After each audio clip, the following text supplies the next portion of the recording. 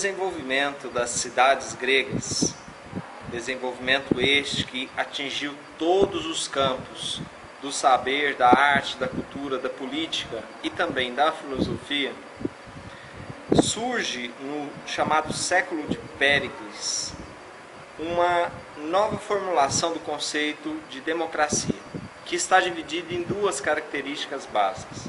A primeira, todos os homens eram iguais perante as leis. E segundo, sendo iguais, todos os homens poderiam, na democracia chamada direta, ou seja, sem eleição, dar o seu voto e fazer as suas observações sobre o caminho da polis.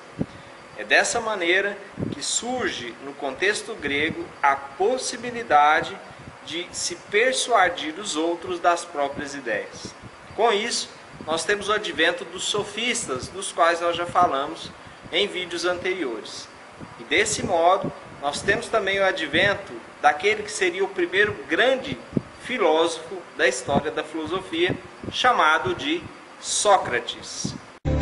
O mundo me condena e ninguém tem pena, falando sempre mal do meu nome.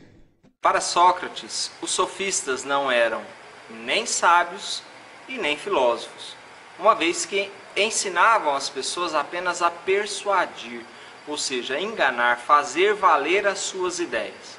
Não eram sábios porque não eram apaixonados pelo saber, não tinham nenhuma preocupação com a busca da verdade. Nem eram filósofos porque não ensinavam às pessoas preceitos morais, justamente o contrário. Ensinavam que as pessoas deveriam ser aquilo que quisessem. O homem é a medida de todas as coisas. É dessa maneira que Sócrates, o primeiro grande filósofo, irá se rebelar contra esse grupo e irá propor para Atenas a sua própria formulação filosófica. Deixando de saber se eu vou morrer de sede ou se eu vou morrer de fome.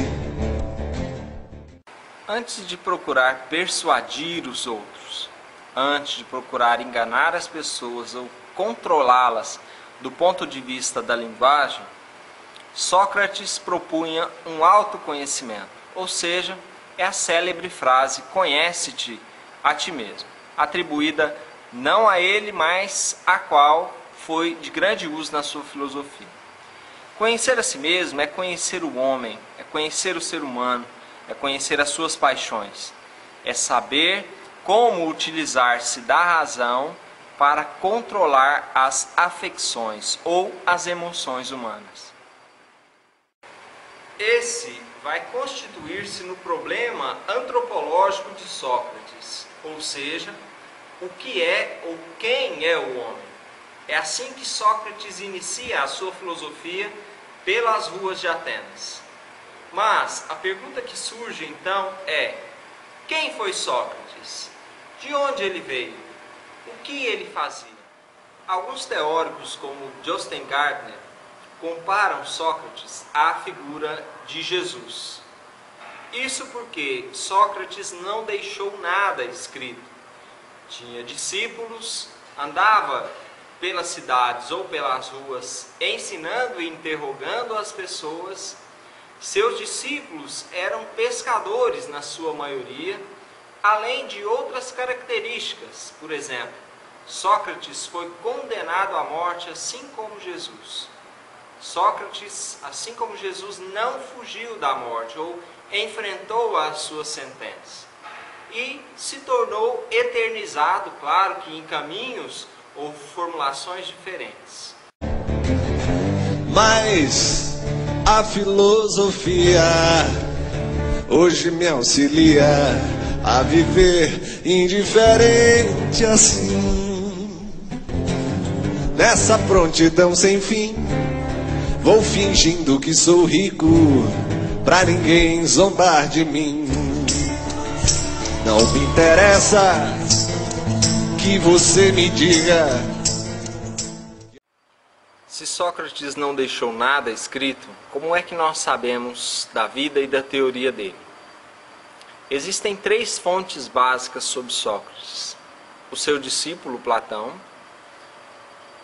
Aristóteles, que foi discípulo de Platão e não de Sócrates, e Xenofontes, sendo que esse último utilizava de sarcasmo para identificar ou para falar de Sócrates. Então, utilizemos a imagem socrática desenhada por Platão, sobretudo em seus diálogos, chamados Diálogos de Platão. Sócrates era um ateniense que andava pelas ruas questionando as pessoas sobre aquilo que elas faziam. Então ele fazia perguntas do seguinte tipo: por que você faz aquilo que faz? O seu pensamento está naquilo que você está fazendo? Você fala que as pessoas devem ser justas, mas o que é a justiça?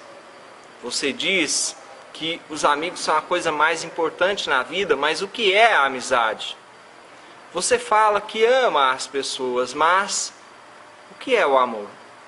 Com essas e outras questões, Sócrates interrogava os seus interlocutores, de modo que esses muitas vezes se viam embaraçados, porque até sabiam o que era justiça, mas não sabiam conceituar a justiça. É desse modo que nasce então a distinção entre a doxa ou opinião e a episteme, que para Sócrates era a expressão máxima do conhecimento. Era o conhecimento conceituado e, portanto, universal. No caso da doxa ou opinião, isso refletia aquilo que as pessoas possuíam e vivenciavam no seu dia a dia.